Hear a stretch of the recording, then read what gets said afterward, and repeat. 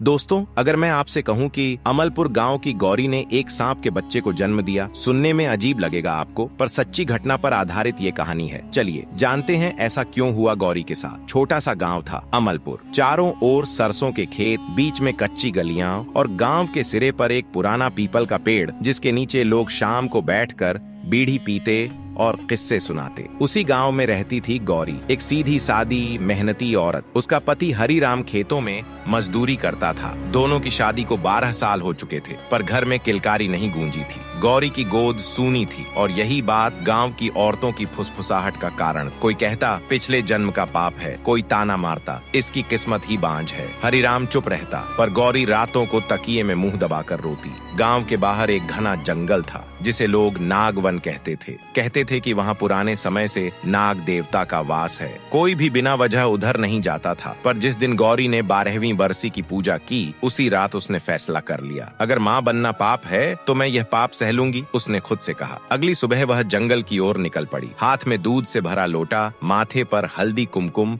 और आंखों में एक अजीब सी दृढ़ता। पीपल के पास उसने दूध चढ़ाया, नाग देवता से मन्नत मांगी, हे देव, चाहे जैसा भी हो मुझे माँ बना दीजिए। हवा अचानक ठंडी हो गई, पत्ते सरसर आए। गौरी को लगा जैसे किसी ने फुसफुसाकर कहा हो, माँ बनने की कीमत चुकानी होगी। वह डर गई, पर पीछे नहीं हटी। कुछ महीनों बाद गौरी को उलटियां होने लगी। गांव की दाई ने पेट टटोला और कहा, बधाई हो, गर्भ ठहरा है। हरिराम की आंखें भर आईं। पूरे गांव में मिठाई बंटी। वही लोग जो ताने मारते थे अब मुस्कुराने लगे, पर धीरे धीरे अजीब बातें होने लगी। गौरी के सपनों में हर रात सांप आते, काले पीले फन फैलाए। वह चीख कर उठती। उसके शरीर का तापमान असामान्य रहता, कभी बहुत ठंडा, कभी आग की तरह गर्म। दाई बोली, यह गर्भ साधारण नहीं है। अमावस्या की रात थी, बादल गरज रहे थे, बिजली चमक रही थी। गौरी को अचानक तेज पीड़ा हुई। घर के बाहर गांव वाले इकट्ठा हो गए। हरिराम पसीने में डूबा दरवाजे के बाहर टहल रहा था। अंदर से एक अजीब सी सिसकारी सुनाई दी, पर वह बच्चे की नहीं थी। दाई की चीख निकली, हे राम! थोड़ी देर बाद दाई कांपते हाथों से बाहर आई। उसके चेहरे का रंग उड़ चुका था।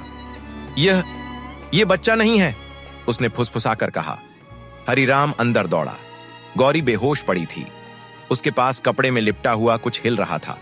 जब कपड़ा हटाया गया तो सबकी सांस अटक गई।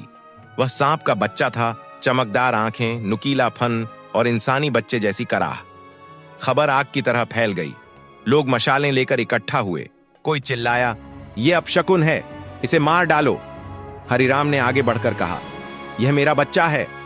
लोग हंसे, सांप भी बच्चा होता है।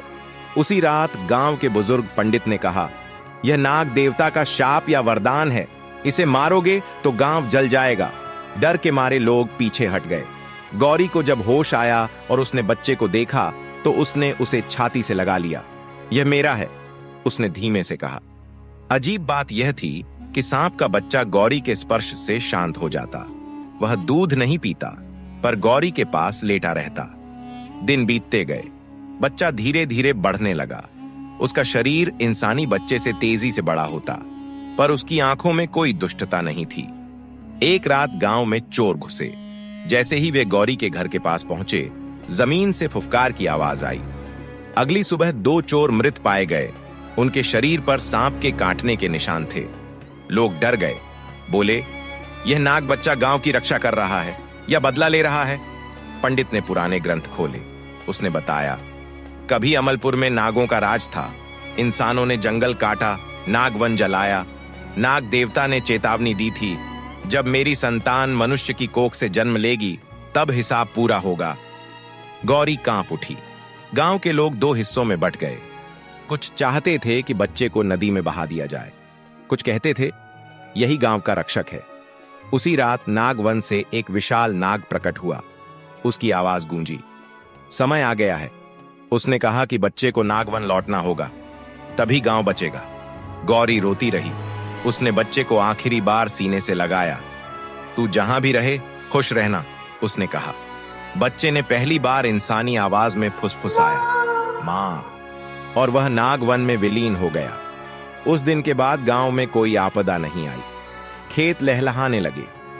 गौरी की गोद फिर कभी नहीं भरी, पर लोग आज भी कहते हैं अमलपुर सुरक्षित है, क्योंकि कहीं न कहीं नाग माता का बेटा उसकी रखवाली कर रहा है। पीपल के नीचे आज भी रात को फुफकार सुनाई देती है।